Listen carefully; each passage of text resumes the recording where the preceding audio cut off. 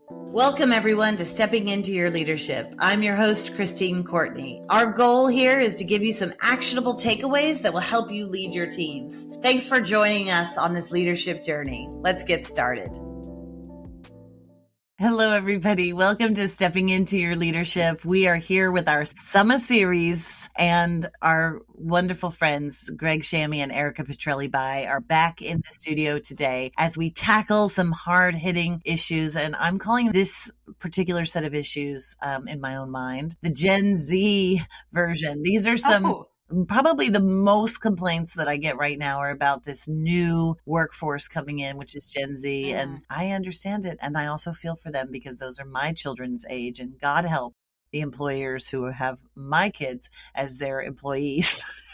So I do want us to help figure out these issues, not only for the new employees that are starting, but also the bosses that are trying to figure it out. When people use the term millennial, which cracks me up for new employees, as if that's always a new employee is a millennial, and millennials are 40 people. So we have to stop blaming them. They're actually pretty good now. I now have the millennials complaining about the Gen Zers. So anyway, I'm giving us a couple of those situations today that are real situations that have happened that we've helped coach people through. So here we go. You guys don't know what these are though. So these are totally a surprise to my guests, which today is Greg and Erika. I'm going to give them a situation of an employee who we've had a little trouble with and how we can help coach them and make the employee better and also the organization better. And then we're going to do a lightning round to see how many leadership questions Greg and Erika can get through in 2 minutes. And so far, they've barely breached 2 questions.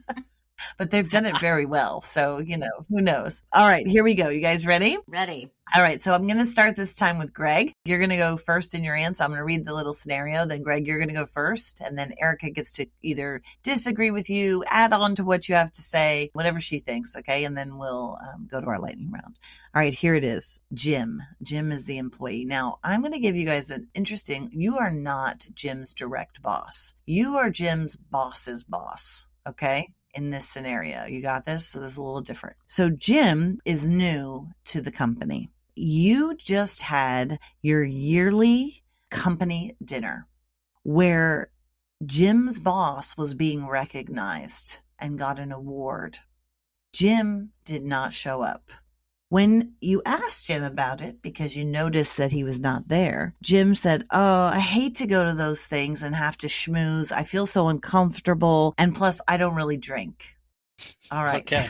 How do you handle this? This is an interesting situation for sure. I'm thinking of, I'm first of all, I'm happy that I have a relationship with Jim. If I'm Jim's boss's boss and I don't have a relationship with Jim, I've had clients who have been in that situation because they have so many projects going on and they just have their direct report who have their direct reports and don't really know their direct reports. And so I'm already happy that I know Jim. So hopefully I've established some kind of psychologically safe relationship with Jim to be able to have this kind of communication with and to actually just breach the topic and ask some questions.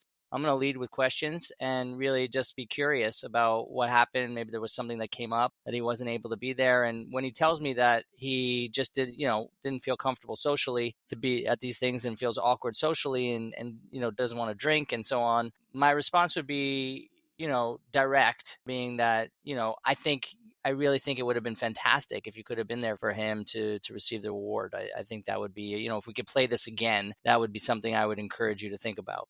And see how Jim responds to that. I would definitely go that route. All right, Erika? Okay, so first, let's find out or recount, how did we extend the invitation to Jim for this event? Was it clear that it was mandatory? Was it clear that Jim's boss was getting an award? How was the event advertised? Because I can understand, so as a young new staff member, he may have seen that as just a happy hour, like an optional social gathering. And if the social gathering, if the drinking, if the hanging out is not his vibe, he might have just assumed it was no big deal. Like if it's just a hangout where people are getting together for drinks and that's not my thing, why would I go? So let's go back and find out first, did we sort of incorrectly bill the event as an optional happy hour? If that's what we did, then it's on me, Jim's boss's boss, and as somebody who leads the organization, to reframe how we advertise the events and how we set expectations for who attends the events. Now, if it was clearly advertised that this was an awards dinner and it was advertised very clearly that Jim's boss was getting an award, then it's just an opportunity to say, look, this is the expectation in this company. It's really important that we're supportive of our peers, and especially in this case, your supervisor was getting an award. We do expect you to attend these events. You certainly wouldn't be the only one there that wasn't drinking. That's not the expectation. It's just about being together and honoring each other. So in either case, whether it was a fault on my end at the start or whether it was a misunderstanding or assumption on Jim's, one simple conversation about expectations for the future should do it. It shouldn't be a thing. Now, if future events, Jim continues to be a no-show, then that becomes a problem that has some kind of deeper rooted thing. But for this one, it sounds like just a misunderstanding that could be easily corrected with one conversation. Yeah. Yeah. And I always wonder, like, how do you, and maybe Jim's boss is the wrong person to do it, but how do you help an employee understand those cultural norms of like, this is actually good for your career. You should be going to this and this is opportunity to actually talk to people who are in positions throughout the company that you may need or need to know, or, because I think so many young people don't know these things right off the bat. They just think, oh, I don't need to go to a dinner. That's not managed. That's weird. I don't know these people. Yeah. I'm new. Maybe I'm a little bit shy and introverted. Why would dinner be part of my job? And I think, how do you get that part across? And I don't know who that is, but that to me is where I know I can imagine my kids when they're saying, why would that be a big deal if I miss that? That's not my job. I have a thought on that, but I saw Tatiana pop in. Do you want to speak to that first, and then I'll throw my thought in? Yeah, no, I was just thinking about this expectation of teaching young people that these things are important. I think it's really on the older leadership to recognize that there's something that we need to change about those events so that they do feel welcoming. I think what we might be forgetting is that some of these kids don't know how to socialize. Like, could you imagine that some of them, like our producer missed his high school graduation, right? And so because of COVID. And so then to have this period of time in your schooling where your social aspect was just online. So in real life, some of that might just be missing. So I think the onus really is on the company to first, how do we make it very inclusive and make it feel like that it's going to be easy for you to network, right? Not that you have to sit there and come up with like, oh, I have to make sure I have questions for people, like the social anxiety part of it. And also maybe change the times that some of these things are happening, that maybe they happen during work time so that you're not asking people to come out of their personal time to come to something. So imagine that this is a new employee barely making it. Like, I hope that we run companies where people are making a livable wage, but now I'm asking you in your free time to come to something extra. And like we recognize that your boss thinks that's important for you. Like they would be happy to see you there, but also we need to change our expectations a little bit on what we are asking employees to do in their free time. But then also, what are we doing to make it more inclusive and welcome? So what I was going to say is a similar to that it, as a young person coming in, especially if it's an organization that has a large number of staffers that have been there for a long time, and you hear about an evening event like this, a dinner, and you in your mind might think, oh, this is sort of classic old boys, old girls club. Everyone's going to be just hanging out at the bar. They know each other. I don't even know how to get into that. And they wouldn't, like you said at the start, like they wouldn't, why would they even want me there? In this case, because Jim's boss is the one getting the award, I do think it is appropriate that Jim's boss's boss would be the one to have this conversation. But to emphasize what you both just said, to actually set the scene and the expectations for Jim, to say, I want this is your first company dinner, so I want to let you know what you can expect. Here's what happens. Here's the general flow of the evening. Here's the opportunities for you. And the most important part of that for me is to say to Jim, it would be so impactful for us to have you there. We would really appreciate your presence. I would love to have your ideas in the room. So to really say explicitly to Jim, your presence is actually really valuable to us. I really hope you can make it. Because otherwise, I totally understand why Jim would think that's not for me. And who cares? Nobody's going to care anyway. Yeah. So to actually explicitly say before an event like that, and in the future, probably Jim's boss that says it, this is an event that's happening outside of work hours. I really want you there. And here's why, I think is a really important key part of this whole. Yeah, because presumably I'm paying for a dinner, right? Outside somewhere, doing something nice for my employees. And once a year, this is a once a year thing, right? It's not like you're required to do much more than this. And it just, I don't think people realize the other side of the coin. You know what I mean? Well, you just said something. I think we make a lot of assumptions. Mm-hmm. We forget to fill in blanks that we don't think need to be filled in, that with a young person in particular, absolutely needs to be filled in. So the simple fact that the company is footing the bill might be enough to alleviate the concern, because a young employee might not have the spare income and not understand that the company is going to pay for it, and might see a fancy dinner and be like, I don't have the money for that, and I'm embarrassed that I don't, so I'm just not going to come. Whereas if they knew, this is free for you, and here's the value, could be actually all they need to hear. Yeah, to it's definitely much more more communication is needed with the younger generations. I think we have to up our communication. We have to up our intentional connection to make sure that the messaging that Erika and Tatiana are talking about are super clear, and that they understand what's expected, and that they buy into it and feel excited and valued. Like Erika was saying, like, I need to help set them up for success because they're not going to do it the way I did it. I would go, right? No, of course. I'm like, this is an awesome opportunity. I'm going to meet people. I'm going to network. I'm going to like expand my connections, and it could lead to a better job even. Like all these possibilities go through my head. That doesn't mean it goes through Gen Z's head, right? And so I need to really think about setting them up for success based on where they are at. Yeah, I have like the weirdest plug for us, right? Because I'm thinking about what Greg just said. No, because Greg's like, I would totally go. And I was just thinking, I was just like, I totally would not go, right? Like, I would be the person that would not go. I would be like, like my first company, I would be like, no, like I'm thinking about like our first year-end party, right? If I wasn't required to be there, I might not have gone. Right? Like if I didn't have like, you're doing this at the job, you're doing, you know what I mean? Like I wouldn't have come. But after going that first time, I totally would never have missed another one.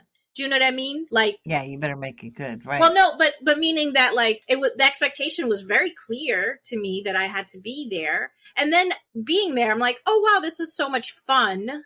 I'm going to come again. But what I actually was thinking about was Greg did something with a client, right? I think it was you and Megan, you guys went out, and it was like the first time all their new hires, everyone that they had hired from COVID had got together, and they had hired you to do the event. Greg, do you remember this? Yeah. And the kids, and so it was all their new hires that they had hired remotely. It was you and me, Greg. Oh, it was you. Yeah.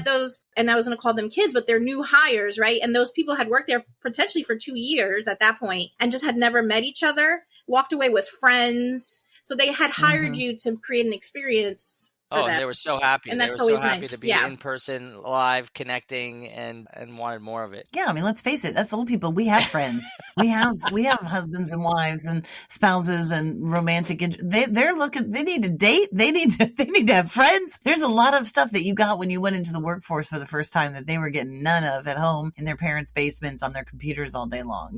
So. And not for nothing, one thing that I am a huge fan of Gen Z, I feel like they're teaching us old fuddy-duddies a lot and making us change our old-fashioned ways. This idea of just do it because that's what's always been done. Do it for the sake of doing it, and work tells you have to do this thing. Gen Z is forcing us to really stop and ask ourselves why. Why is this the expectation? Why is this the function? Why is this the setup? Why is this the schedule? And if there's a great reason, then I'm all in.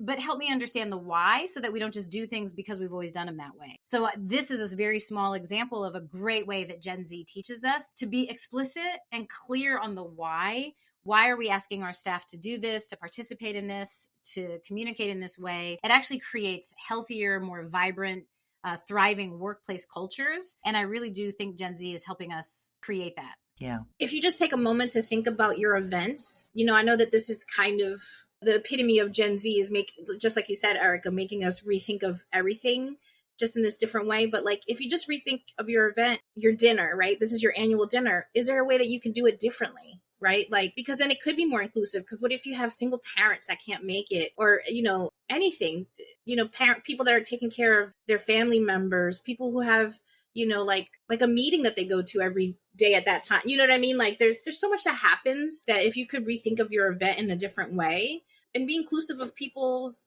different ideas on how to do this, like know what you want to accomplish in that dinner, like what was the point, what is the point, and then seeing what else could we be doing to accomplish this same thing in a different way. Yeah, I think there's that where we have to do some introspection as a company. And I also think we have a responsibility to guide young people into this world, which mostly isn't going to change for them. And maybe the extroverted ones will figure it out, or certain people that do well in that environment, but there's some opportunity for those young people. And I think there's also a case for just that quote that I always like to say, let your fast horses run, that maybe you just let the other young people who did show up talk about how fun it was, or talk about what they did, and influence the others slowly so that, like you said, Tatiana, you wouldn't miss it then the second time.